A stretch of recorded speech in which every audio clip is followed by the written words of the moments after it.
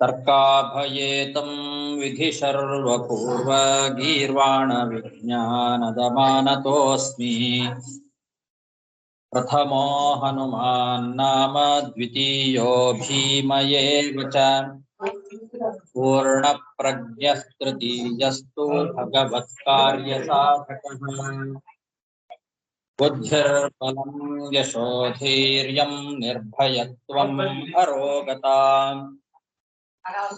ಅಜಾಡ್ಯಂ ವಾಕ್ಪಟುತ್ವಂ ಚ ಹನುಮತ್ಸ್ಮರಣ OUD Mobile Accessories, India's #1 brand. Bluetooth mode. ಪ್ರಬೋಧಮತಾನುಗಾ ವೈಷ್ಣವಾ ವಿಷ್ಣುಹೃದಯಾಃ ತಾನ್ನಮಸ್ಯೆ ಗುರುನ್ ಮಮ ಜನ್ಮಾದ್ಯಸ್ಯ ಯತೋನ್ಮಯಾದಿತರತಶ್ಚಾರ್ಥೇಷ್ವಭಿಜ್ಞಸ್ವರಾಟ್ ತೇನೇ ಬ್ರಹ್ಮಹೃದಾಯ ಆದಿಕವಯೇ ಮುಹ್ಯಂತಿ M ಸೂರಯಃ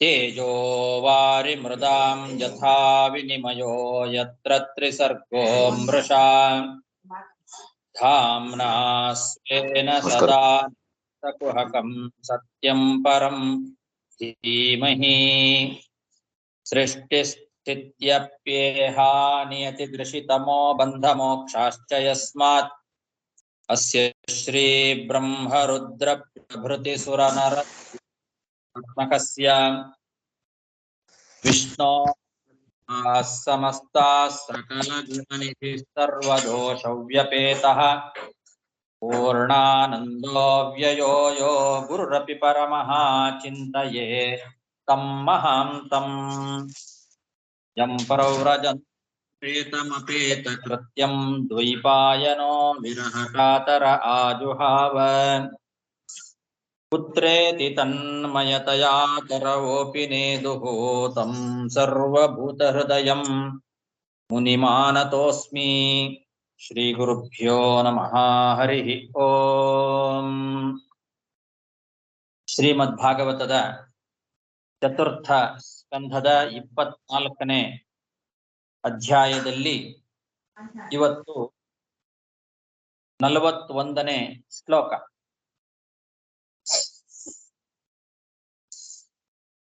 ಪ್ರವೃತ್ತಾಯ ನಿವೃತ್ತಾಯ ಪಿತೃದೇವಾಯ ಕರ್ಮಣೇ ನಮೋ ಧರ್ಮ ವಿಪಾಕಾಯ ಮೃತ್ಯವೇ ದುಃಖದಾಯಿನೇ.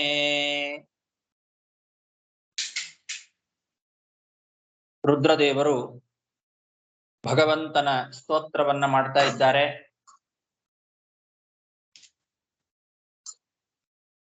ಪ್ರವೃತ್ತಾಯ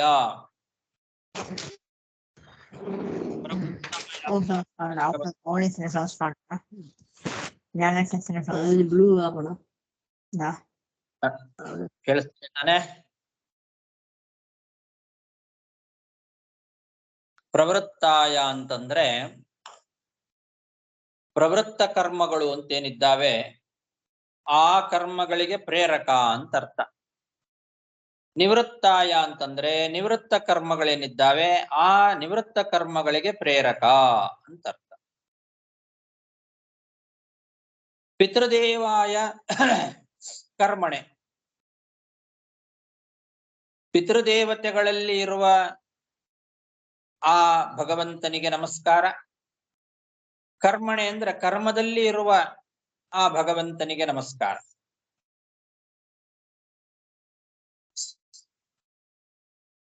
ಪ್ರವೃತ್ತಿ ನಿವೃತ್ತಿ ಅಂತ ಎರಡು ಮಾರ್ಗಗಳು.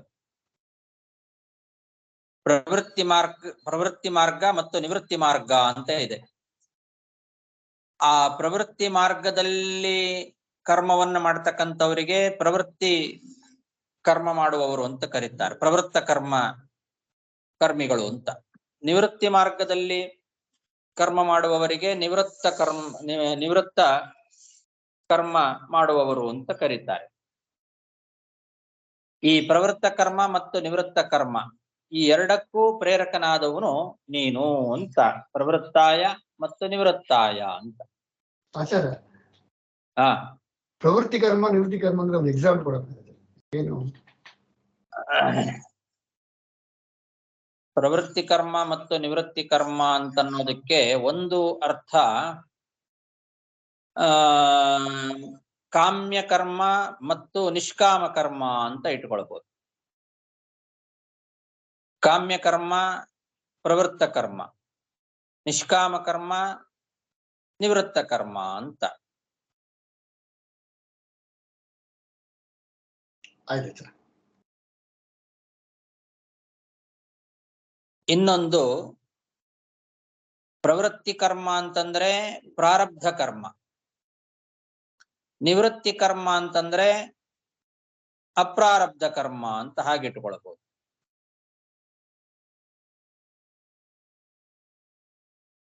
ಇಲ್ಲಿ ಯಾರು ಅದಕ್ಕೆ ವಿಶೇಷವಾಗಿ ಏನು ವ್ಯಾಖ್ಯಾನ ಮಾಡಿಲ್ಲ.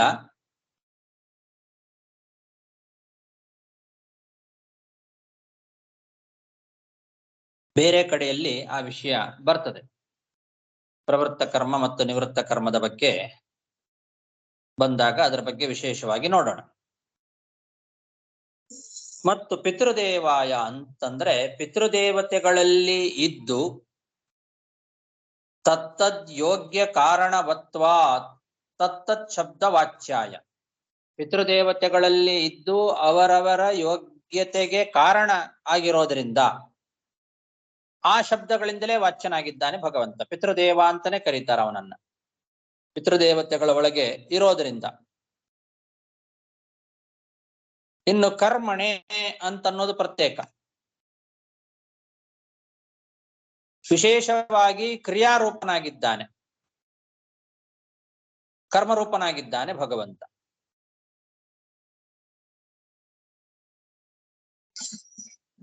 ಕರ್ಮದಲ್ಲಿ ಇದ್ದಾನೆ, ಕರ್ಮದ ಒಳಗೂ ಕೂಡ ಅವನು ಇದ್ದಾನೆ ವಿಶೇಷವಾಗಿ. ಆದ್ರಿಂದ ಅವನು ಕರ್ಮ ಅಂತಾನೆ ಕರೆಸ್ಕೊಳ್ತಾನೆ, ಕರ್ಮಣೆ.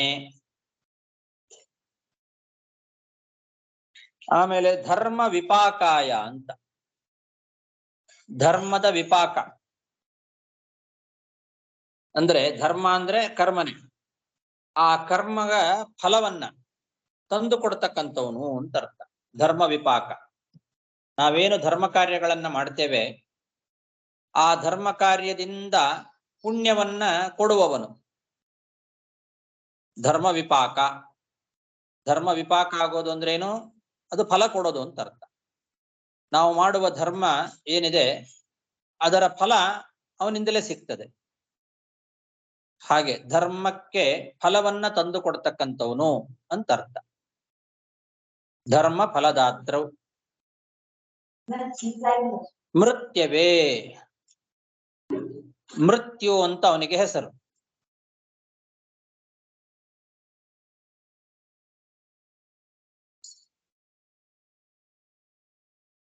ಮೃತ್ಯುವಿನಲ್ಲಿ ತಾನು ಇದ್ದು ಆ ಮೃತ್ಯುವಿಗೆ ಕಾರಣನಾಗಿದ್ದಾನೆ, ಆದ್ರಿಂದ ಮೃತ್ಯು ಅಂತ ಅವನನ್ನ ಕರೀತಾರೆ. ಮೃತ್ಯುವಿಗೆ ಕಾರಣನಾದ್ದರಿಂದ ಭಗವಂತನನ್ನ ಮೃತ್ಯು ಅಂತ ಕರೀತಾರೆ.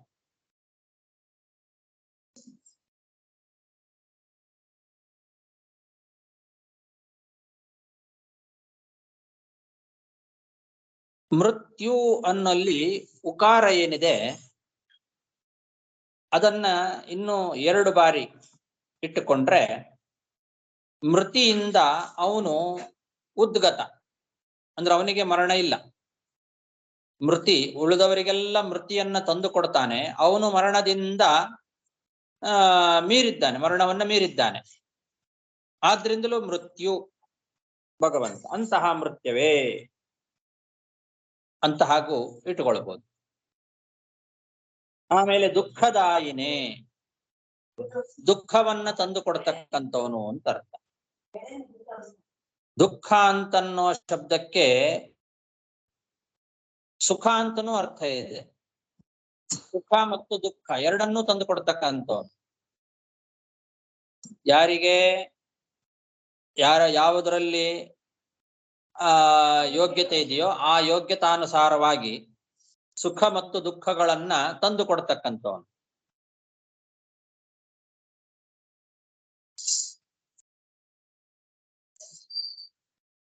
ಅಸುರರಿಗೆ ದುಃಖವನ್ನ ತಂದು ಕೊಡ್ತಾನೆ,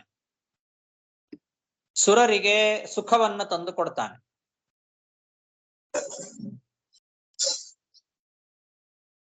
ಅಸುರರಿಗೆ, ದುಷ್ಟರಿಗೆ ದುಃಖವನ್ನ ತಂದುಕೊಟ್ಟು ಅವರಿಗೆ ಶೋಷಣೆಯನ್ನ ಮಾಡ್ತಾನೆ. ಆದ್ರಿಂದ ಇವನು ದುಃಖದ.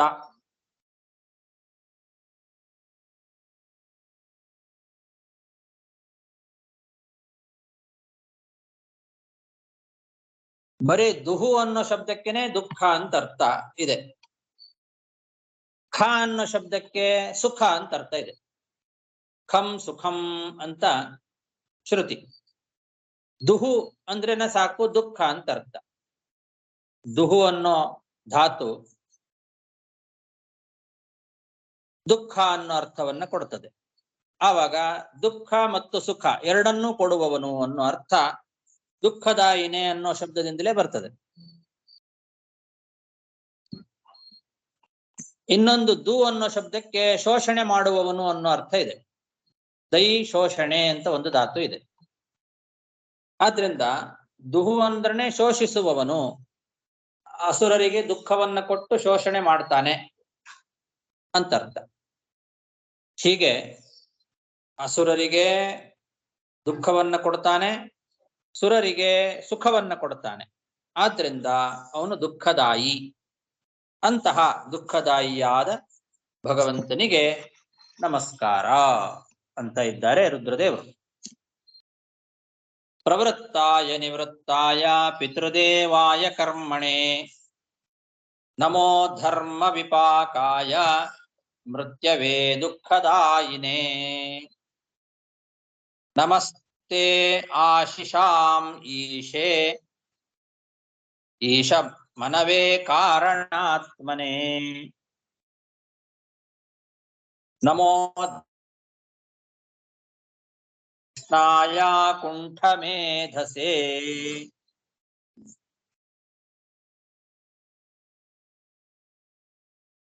ಎಲ್ಲೇ ಭಗವಂತನೇ, ಈಶಾ ಸ್ವಾಮಿಯೇ ಅಂತ, ಅದು ಈಶಾ ಅನ್ನೋದು ಸಂಬೋಧನೆ. ತೇ ನಮಃ ಅಂತ, ಈಶಾ ಎಲೆ ಒಡೆಯನಾದ ಸ್ವಾಮಿಯಾದ ಭಗವಂತನೇ, ತೇ ನಮಃ.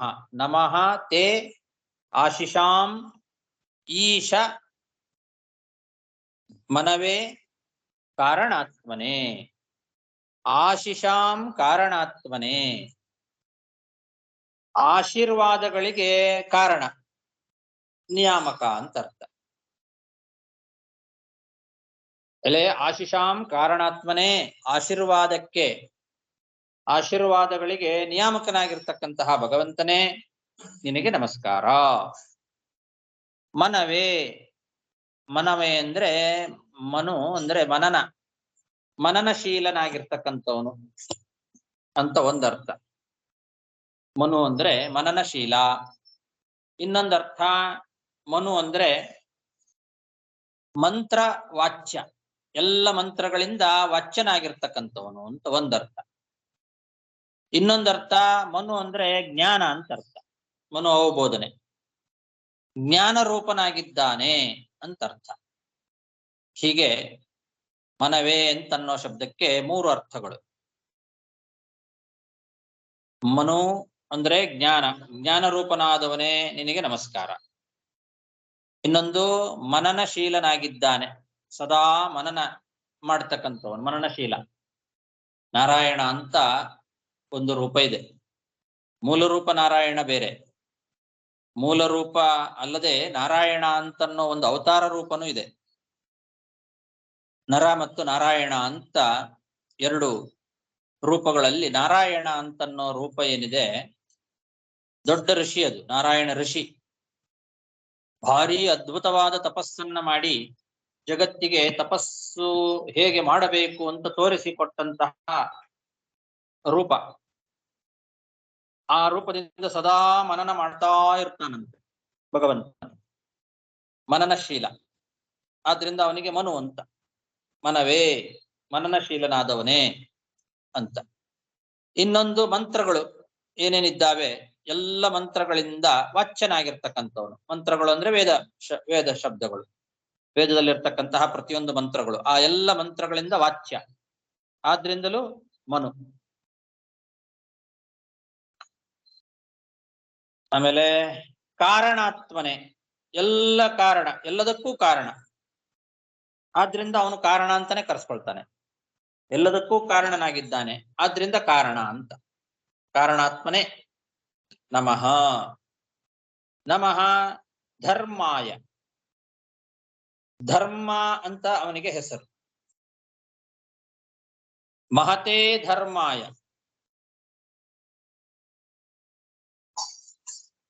ದೊಡ್ಡವನು.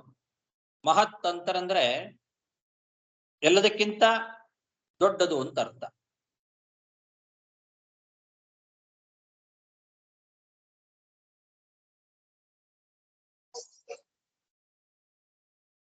ಎಲ್ಲರಿಗಿಂತ ಉತ್ತಮ, ಸರ್ವೋತ್ತಮನಾಗಿದ್ದಾನೆ.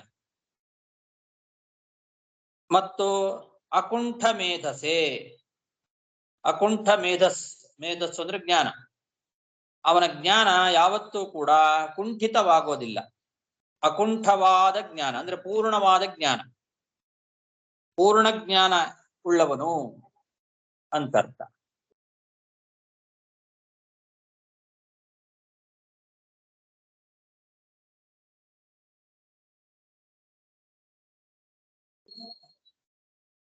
ಅಂತಹ ಭಗವಂತನಿಗೆ ನಮಸ್ಕಾರ. ನಮಸ್ತೆ ಆಶಿಷಾಂ ಈಶ ಮನವೇ ಕಾರಣಾತ್ಮನೆ. ನಮೋ ಧರ್ಮಾಯ ಮಹತೆ ಕೃಷ್ಣಾಯ ಕುಂಠ ಮೇಧಸೆ. ಪುರುಷಾಯ ಪುರಾಣಾಯ ಸಾಂಖ್ಯ ಯೋಗೇಶ್ವರಾಯ ಚ. ಶಕ್ತಿತ್ರಯ ಸಮೇತಾಯ ಮೇಳುಷೆ ಅಹಂ ಕೃತಾತ್ಮನೆ. ಪುರುಷಾಯ ಅಂದ್ರೆ ಪುರಾಣ ಪುರುಷನಾಗಿದ್ದಾನೆ. ಪುರಿ ಶೇತೆ ಇತಿ ಪುರುಷ, ಎಲ್ಲರ ಶರೀರದ ಒಳಗೆ ಇದ್ದಾನೆ, ಆದ್ರಿಂದಲೂ ಪುರುಷ. ಅನಾದಿ ಪುರುಷನಾಗಿದ್ದಾನೆ, ಆದ್ದರಿಂದಲೂ ಪುರುಷನಾಮಕನಾಗಿದ್ದಾನೆ ಭಗವಂತ. ಅಂತಹ ಪುರುಷನಿಗೆ ನಮಸ್ಕಾರ. ಪುರಾಣಾಯ, ಅನಾದಿ ಕಾಲದಿಂದಲೂ ಇದ್ದಾನೆ, ಪುರಾಣ ಪುರುಷ.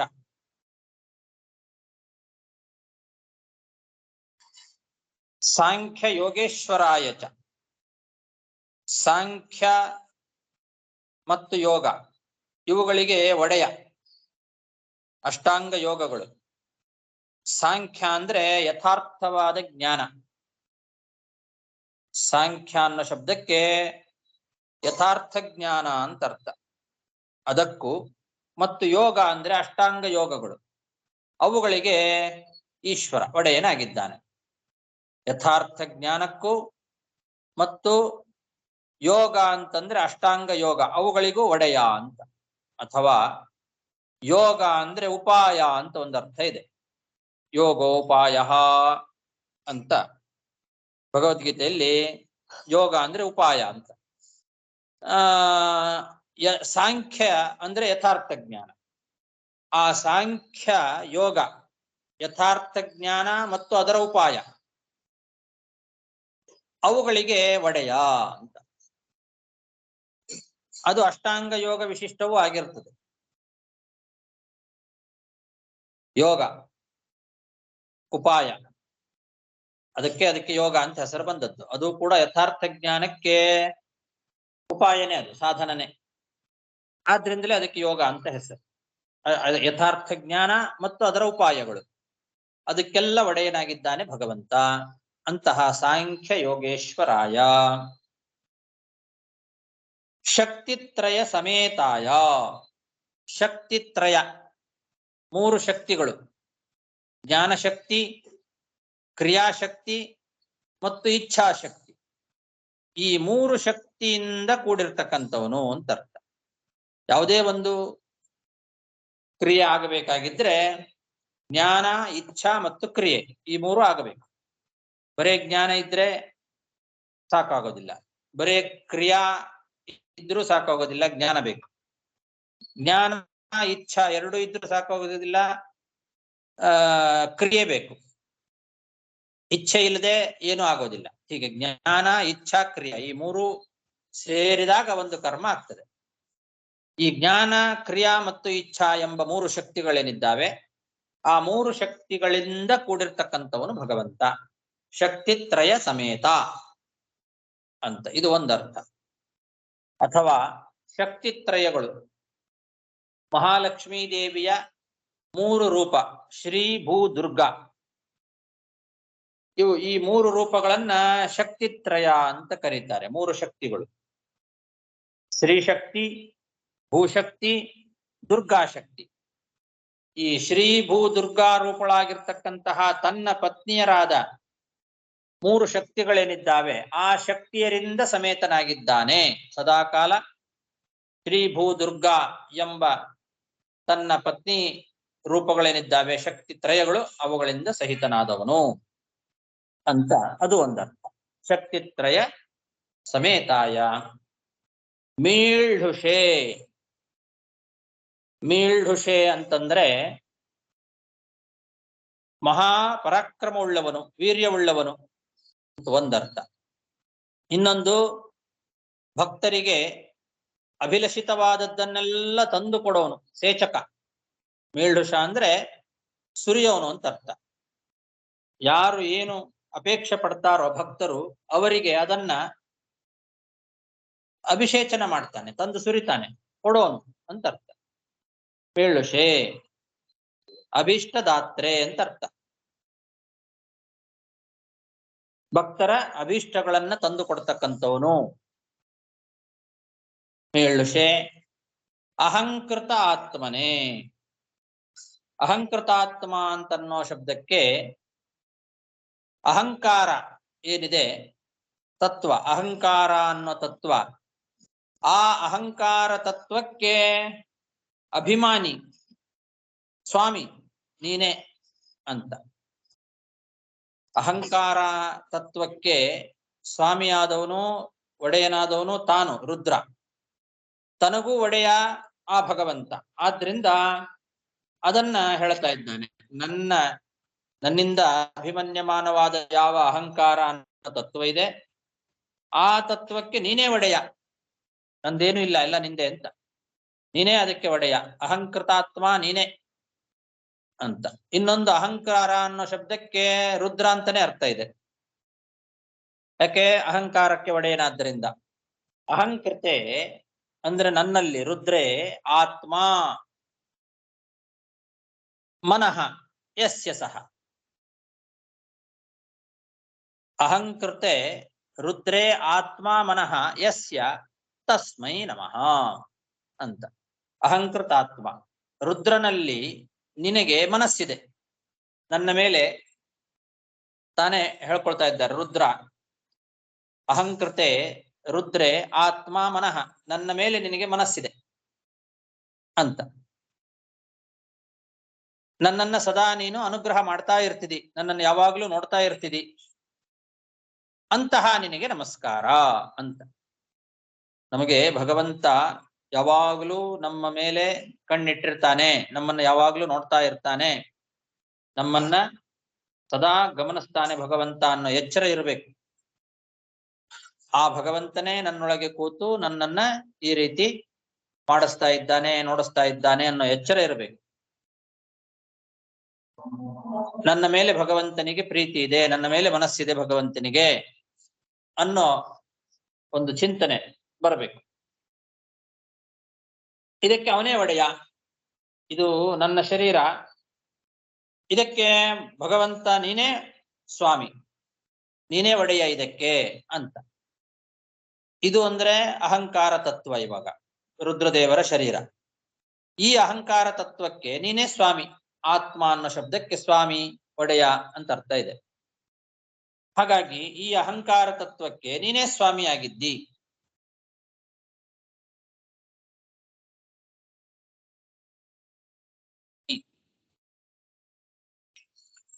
ಅಂತ ಹೀಗೆ ಅಹಂಕೃತಾತ್ಮನೇ ಅನ್ನೋ ಶಬ್ದದಿಂದ ಹೇಳ್ತಾ ಇದ್ದಾರೆ.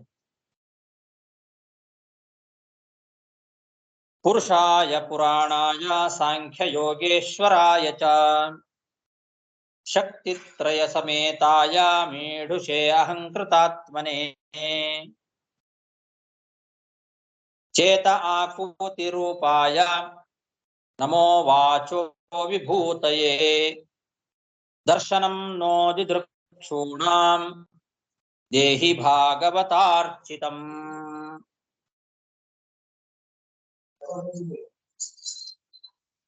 ಚೇತಃ ಮತ್ತು ಆಕೂತಿ ರೂಪಾಯ. ಚೇತಸ್ ಜ್ಞಾನ,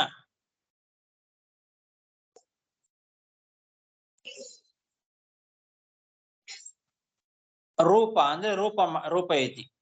ಚೇತಸಃ ಆಕೂತಿ ಅಂದ್ರೆ ಅಭಿಪ್ರಾಯ ತಂ ರೂಪಯತಿ ಸಮರ್ಥಯತಿ ಇತಿ ಚೇತ ಆಕೂತಿ ರೂಪ. ಚೇತ ಆಕೂತಿ ರೂಪಾಯ ಅಂತ ಅನ್ನೋದು ಒಂದೇ ಪದ. ಮನಸ್ಸಿನ ಅಭಿಪ್ರಾಯವನ್ನ ಸಮರ್ಥನೆ ಮಾಡುವವನು ಅನ್ನೋ ಅರ್ಥವನ್ನ ವಿಜಯಧ್ವಜ ತೀರ್ಥರು ಬರಿತಾ ಇದ್ದಾರೆ. ಚೇತಸಃ ಆಕೂತಿ ಅಂದ್ರೆ ಮನಸ್ಸಿನ ಅಭಿಪ್ರಾಯ. ಚೇತ ಅಂದ್ರೆ ಚೇತಸ್ಸು, ಮನಸ್ಸು. ಆ ಚೇತಸ್ಸಿನ ಅಭಿಪ್ರಾಯ ಏನಿದೆ ಆಕೂತಿ, ಆ ಅಭಿಪ್ರಾಯವನ್ನ ರೂಪಯತಿ ಸಮರ್ಥನೆ ಮಾಡ್ತಕ್ಕಂಥವನು, ಮನಸ್ಸಿನ ಅಭಿಪ್ರಾಯವನ್ನ ಸಮರ್ಥಿಸ್ತಕ್ಕಂಥವನು. ಆದ್ರಿಂದ ಚೇತ ಆಕೂತಿ ರೂಪ ಅಂತ ಇದು ಒಂದು ಅರ್ಥ ವಿಜಯಧ್ವಜ ತೀರ್ಥರು ಬರೆದದ್ದು. ಇನ್ನೊಂದು ಚೇತಃ ಅಂದ್ರೆ ಜ್ಞಾನ ಅಂತ ಅರ್ಥ. ಆಮೇಲೆ ಆಕೂತಿ ಅಂತನ್ನೋ ಶಬ್ದಕ್ಕೆ ಅಭಿಪ್ರಾಯ. ಆ ಎರಡು ಜ್ಞಾನ ಮತ್ತು ಆಕೂತಿ ಅಭಿಪ್ರಾಯ, ಆ ಎರಡರ ರೂಪ ಅಂದ್ರೆ ಸ್ವರೂಪ. ಅವನು ಜ್ಞಾನ ಸ್ವರೂಪ ಮತ್ತು ಅಭಿಪ್ರಾಯ ಸ್ವರೂಪ. ಆದ್ರಿಂದ ಆ ಎರಡನ್ನು ತಂದು ಕೊಡ್ತಾನೆ. ಜ್ಞಾನ ಮತ್ತು ಇಚ್ಛಾ. ಅಭಿಪ್ರಾಯ ಅಂದ್ರೆ ಹಾಗೆ ಇಚ್ಛಾ. ಅದನ್ನ ಜ್ಞಾನ ಮತ್ತು ಇಚ್ಛೆಗಳನ್ನ ತಂದು ಕೊಡುವವನು ಭಗವಂತ. ಆದ್ರಿಂದ ಚೇತ ಆಕೂತಿ ರೂಪ.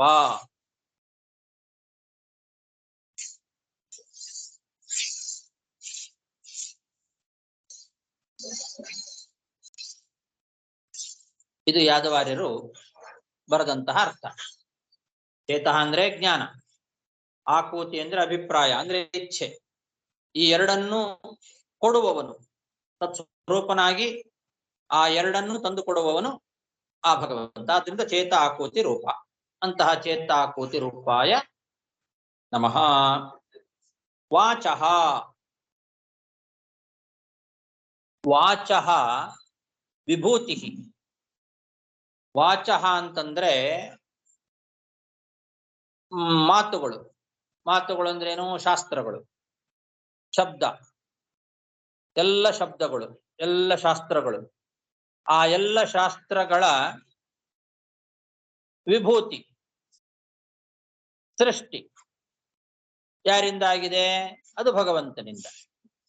ಎಲ್ಲಾ ಶಾಸ್ತ್ರಗಳ ಮಾತುಗಳ ವಿಭೂತಿ ಸೃಷ್ಟಿ ಯಾರಿಂದ ಆಗಿದೆಯೋ ಅಂತಹ ಭಗವಂತನಿಗೆ ನಮಸ್ಕಾರ. ವಾಚೋ ವಿಭೂತಯೇ ಅಂತ.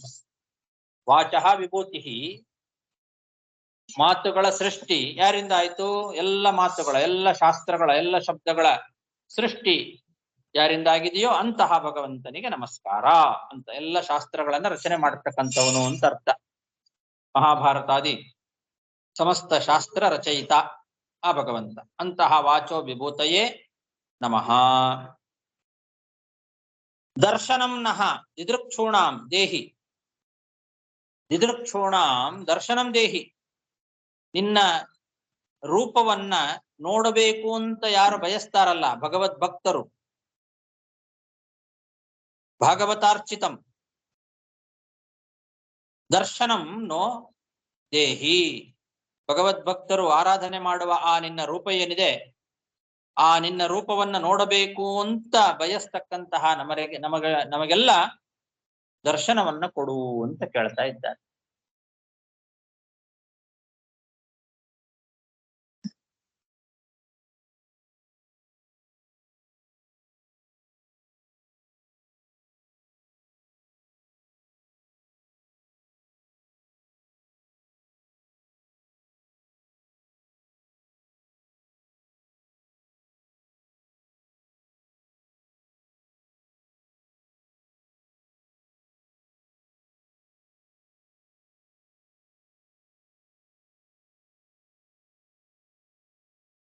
ಭಾಗವತಾರ್ಚಿತಂ ರೂಪಂ. ಭಾಗವತರು ಯಾರಿದ್ದಾರೆ, ಭಗವದ್ ಭಕ್ತರು, ಅವರು ಉಪಾಸನೆ ಮಾಡತಕ್ಕಂತಹ ರೂಪ ಏನಿದೆ ಆ ರೂಪದ ದರ್ಶನವನ್ನ ನಮಗೆ ಕೊಡು ಅಂತ. ದಿದೃಕ್ಷೂಣ, ನೋಡಬೇಕು ಅನ್ನೋ ಅಪೇಕ್ಷೆ ಉಳ್ಳಂತಹ ಭಕ್ತರು ಏನಿದ್ದಾರೆ ಅವರಿಗೆ ನಿನ್ನ ಆ ಭಾಗವತಾರ್ಚಿತಂ ದರ್ಶನಂ ದೇಹಿ, ಭಾಗವತ ಅರ್ಚಿತವಾದ ರೂಪದ ದರ್ಶನವನ್ನ ಕೊಡು ಅಂತ. ಇಲ್ಲಿ ದರ್ಶನಂ ದೇಹಿ ಅಂತ ಇಷ್ಟೇ ಹೇಳಬಹುದಾಗಿತ್ತು. ಭಾಗವತಾರ್ಚಿತಂ ದರ್ಶನಂ ದೇಹಿ ಅಂತ ಒಂದು ಸೇರಿಸಿ ಹೇಳ್ತಾ ಇದ್ದಾರೆ ರುದ್ರದೇವರು. ಇದರ ಅಭಿಪ್ರಾಯ ಏನು ಅನ್ನೋದನ್ನ ವಿಜಯಧ್ವಜ ತೀರ್ಥರು ಸ್ವಲ್ಪ ಅಲ್ಲಿ ವಿಚಾರ ಮಾಡಿ ಬರಿತಾ ಇದ್ದಾರೆ. ದರ್ಶನವನ್ನು ಕೊಡು ಅಂತಂದಾಗ ಎಂಥ ದರ್ಶನ? ಸಾಕಾರ ವಿಷಯ ದರ್ಶನನೋ ನಿರಾಕಾರ ವಿಷಯ ದರ್ಶನನೋ ಅಂತ ಎರಡು ಪ್ರಶ್ನೆ ಮಾಡ್ತಾ ಇದ್ದಾರೆ. ಸಾಕಾರ ದರ್ಶನ, ನಿರಾಕಾರ ದರ್ಶನ. ನಿರಾಕಾರ ರೂಪವ ಮತ್ತು ಸಾಕಾರ ರೂಪ ಇದೇನು? ಸಾಕಾರ ರೂಪ, ನಿರಾಕಾರ ರೂಪ ಅಂದ್ರೇನು? ನಿರಾಕಾರ ಅಂತಂದ್ರೆ ಆಕಾರ ಇಲ್ಲ ಅಂತ ಅರ್ಥ. ನಿರಾಕಾರ ರೂಪ ಅಂದ್ರೇನು ಮತ್ತೆ? ಅಂದ್ರೆ ಈಗ ಆಕಾಶ ಇದೆ. ಆಕಾಶ ಅಂತನ್ನೋದಕ್ಕೆ ಆಕಾರ ಇಲ್ಲ, ಆದ್ರೆ ಆಕಾಶ ಇದೆ, ಎಲ್ಲ ಕಡೆಯಲ್ಲೂ ವ್ಯಾಪ್ತವಾಗಿದೆ ಆಕಾಶ. ಅದು ನಿರಾಕಾರವಾದ ರೂಪ. ಅಂತಹ ರೂಪನು ಭಗವಂತನಿಗೆ ಇದೆ. ಆಕಾಶದಂತೆ ಸರ್ವತ್ರ ವ್ಯಾಪ್ತವಾದ ನಿರಾಕಾರವಾದ ರೂಪನೂ ಭಗವಂತನಿಗಿದೆ. ಸಾಕಾರ ರೂಪ ಅಂತಂದ್ರೆ ಘಟ ಪಟ ಮೊದಲಾದ ಪದಾರ್ಥಗಳಿಗೆ ಆಕಾರ ಇದೆ. ಈ ರೀತಿ ಆಕಾರವುಳ್ಳಂತಹ ಒಂದು ಪರಿಮಿತವಾದ ರೂಪನೂ ಭಗವಂತನಿಗೆ ಇದೆ. ಈ ಎರಡರಲ್ಲಿ ಯಾವ ರೀತಿಯಾದ ರೂಪದ ದರ್ಶನವನ್ನು ಕೊಡಬೇಕು ಅಂತ ಪ್ರಶ್ನೆ ಬಂದಾಗ ಮೊದಲನೆಯದ್ದು ಸಾಕಾರ ರೂಪ ಏನಿದೆ ಅದೇ ಒಳ್ಳೆಯದು. ಯಾಕೆ ಅಂದ್ರೆ ನಿರಾಕಾರವಾದ ಆಕಾಶದಂತೆ ಸರ್ವತ್ರ ವ್ಯಾಪ್ತವಾದ ರೂಪದ ದರ್ಶನವನ್ನ ಮಾಡೋ ಅಧಿಕಾರ ನಮಗಿಲ್ಲ. ಅದು ಅನಂತ್ಯ, ಅದನ್ನು ಮಾಡ್ಲಿಕ್ಕೆ ಆಗೋದೂ ಇಲ್ಲ. ಆದ್ರಿಂದ ನಮಗೆ ಅದನ್ನ ಉಪಾಸನೆ ಮಾಡ್ಲಿಕ್ಕೂ ಸಾಧ್ಯ ಇಲ್ಲ, ಅದರ ದರ್ಶನವನ್ನ ಮಾಡ್ಲಿಕ್ಕೂ ನಮ್ಮ ಕೈಯಿಂದ ಸಾಧ್ಯ ಇಲ್ಲ. ಅದಕ್ಕೆ ಭಾಗವತಾರ್ಚಿತಂ, ಭಗವದ್ಭಕ್ತರು ಅರ್ಚನೆ ಮಾಡೋ ರೂಪ ಯಾವುದು? ಸಾಕಾರ, ಒಂದು ಪರಿಮಿತವಾದ ಸಾಕಾರ ರೂಪ. ಅದನ್ನೇ ಉಪಾಸನೆ ಮಾಡ್ತಾರಲ್ಲ ಭಗವದ್ ಅರ್ಚಿತಂ. ಭಾಗವತಾರ್ಚಿತವಾದ ರೂಪ ಅಂದ್ರೆ ಭಗವದ್ಭಕ್ತರು ಆರಾಧನೆ ಮಾಡುವ ರೂಪ, ಉಪಾಸನೆ ಮಾಡಿದ ರೂಪ. ಆ ರೂಪದ ದರ್ಶನವನ್ನು ಕೊಡು ಅಂತ ಹೀಗೆ ಭಾಗವತಾರ್ಚಿತಂ ದರ್ಶನಂ ದೇಹಿ ಅಂತ ಪ್ರಾರ್ಥನೆ ಮಾಡ್ತಾ ಇದ್ದಾರೆ. ಚೇತ ಆಕೂತಿ ರೂಪಾಯ ನಮೋ ವಾಚೋ ವಿಭೂತಯೇ ದರ್ಶನಂ ನೋ ದಿದೃಕ್ಷೂಣಾಂ ದೇಹಿ ಭಾಗವತಾರ್ಚಿತಂ. ಶ್ರೀಕೃಷ್ಣಾರ್ಪಣಮಸ್ತು. ಅಲ್ಲಿಗೆ 44 ಶ್ಲೋಕ ಆಯ್ತು. ನಮಸ್ಕಾರ ಗುರುಗಳು. ನಮಸ್ಕಾರ ಗುರುಗಳು. ಹರೇ ನಮಃ. ನಮಸ್ಕಾರ ಆಚಾರ್ಯ. ಹರೇ ಶ್ರೀನಿವಾಸ. ನಮಸ್ಕಾರ ಗುರುಗಳೇ. ಹರೇ ಆಚಾರ್ಯ. ಹರೇ ನಮಃ.